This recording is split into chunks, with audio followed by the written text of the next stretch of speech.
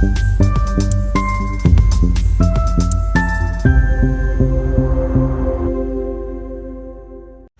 कहा कि आयुष्मान भारत योजना के तहत बनाई गई नई स्वास्थ्य केंद्र की इमारत कर्मचारियों के अभाव में लगभग निष्क्रिय पड़ी हुई है। इतनी बड़ी सरकारी इमारत बनने के बावजूद वहां न डॉक्टर है, न नर्स है और न ही पर्याप्त कर्मचारी। केवल एक MDPW समय समय पर काम देखता है। पूर्व विधायक दिलीप जी बंसोड़ ने जिला परिषद अध्यक्ष को संबोधित करते हुए कहा है कि अखबार के प्रचार करने से पहले अपने क्षेत्र की स्वास्थ्य व्यवस्था की कमियों को दूर करें और जनता को मूलभूत सुविधाएं उपलब्ध कराएं। उन्होंने केसोरी स्थित प्राथमिक स्वास्थ्य केंद्र बदहाल स्थिति का भी मुद्दा उठाया। उनके अनुसार कई वर्षों से भवन को जर्जर घोषित करने की प्रक्रिया चल रही है, फिर भी वहीं मरीजों का इलाज किया जा रहा है और कर्मचारी भी उसी भवन में रह रहे हैं। भवन की विद्युतीय व्यवस्था इतनी खराब है कि करंट लगने का खतरा बना हुआ है।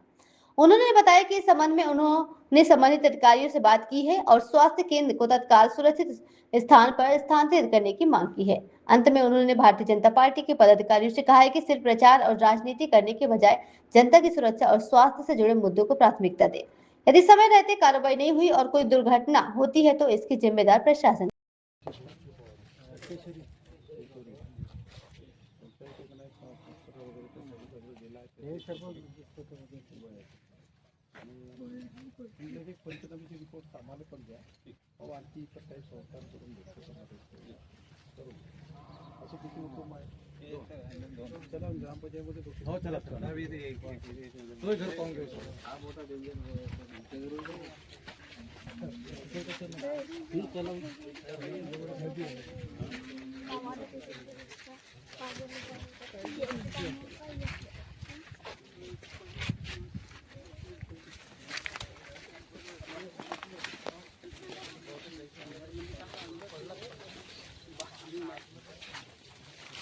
चलो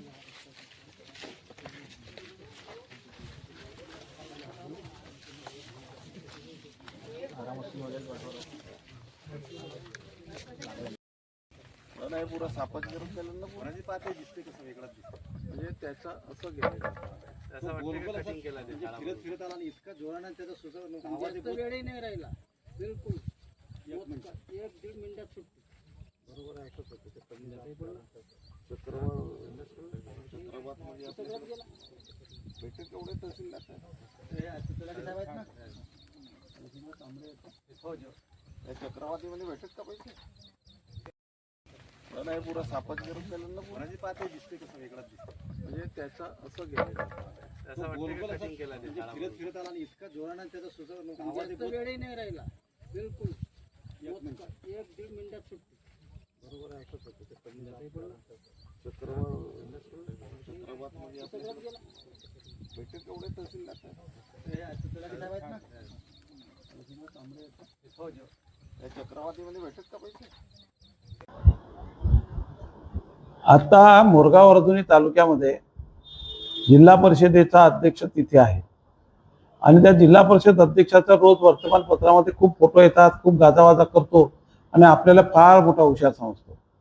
तेव्हा त्यांना माझा पहिला प्रश्न असा आहे की आता एका वादळामुळे वडेगाव बंद्या या गावामध्ये जी नुकसान झाली आणि त्या नुकसानीच्या संदर्भात मी आणि खासदार तिथे गेले असता तिथे आयुष्यमान भारत योजनेच्या अंतर्गत मोठा सरकारी इमारत तयार झाली।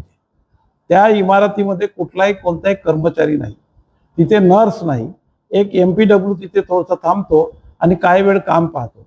तिथे हा एवढा मोठा आयुष्यमान भारत योजनेचा इमारत तयार केल्याच्या नंतर तिथे जर तुमचे कर्मचारी नसतील तर पहिल्यांदा त्या अध्यक्षांना माझी सूचना आहे की पहिल्यांदा आपले घर चांगले बघा आणि त्याच्यामध्ये काय कमीपणा आहे ते दुरुस्त करण्याचं काम करा असा माझा।